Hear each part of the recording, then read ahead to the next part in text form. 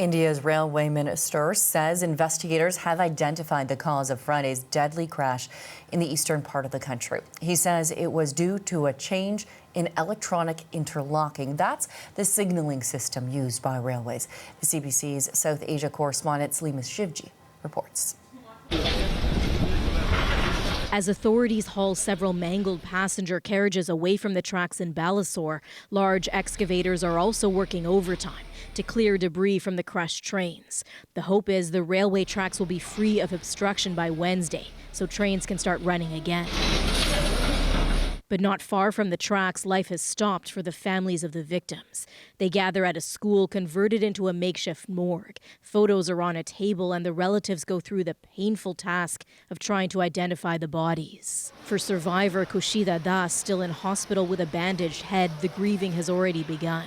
My daughter was buried under heavy iron, but I couldn't move it. She kept crying and died right in front of my eyes. India's deadliest train accident in 2 decades has renewed questions over the safety of the country's vast railway network. Many are asking why long-promised anti-collision devices, which prevent crashes using automatic brakes, are installed on very few train lines. India's railway minister on the site today rejected the idea such a device would have made a difference. It was a change in electronic interlocking that caused the crash, Ashwini Vaishnav says. An error in electronic signals that may have sent one of the high-speed trains onto the wrong tracks. But he says the full investigation will reveal how the signal was sent and what exactly went wrong. Salima Shivji, CBC News, Mumbai. Well, for his perspective on the derailment, we are now joined by Swapnil Garg. He is a former mechanical engineer for the Indian Railway Service. We have reached him today in Dehradun, India. Thank you, sir, for making the time. Let's start with your perspective here. I want to know, what do you make of this accident? Thank you, Natalie, for having me on board.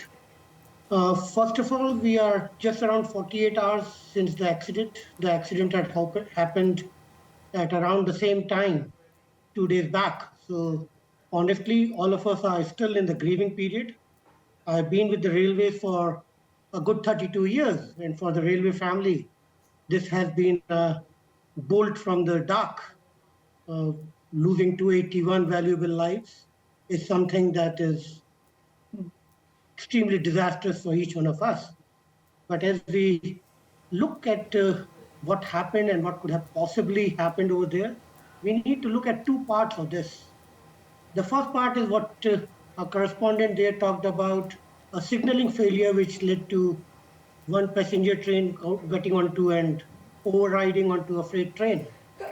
The second is, because of this derailment, a second train which was passing through got rammed into it. And the casualties that we see, the numbers that we see, are primarily because of the second part. It would not have happened because of the first part, in which we would only have seen a few hundred people grievously injured at the most. Sorry to interrupt, sir, because then I just want to ask you about that. So then where do you see the main failure here? Is it that failure of that interlocking system, or is it something else, a warning system that didn't go off to say that to that other train that was coming after that derailment happened, stop, there's a problem?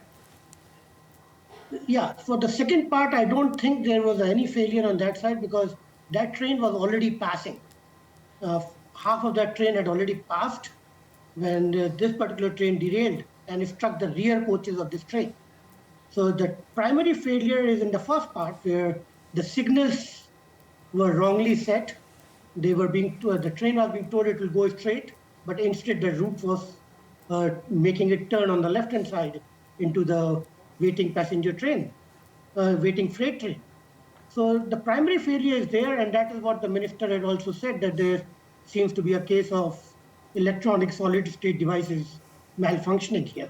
So considering that, how can the railway really improve safety to prevent something like this from happening again? Railways are a complex system, and anyone associated with the railways understands that.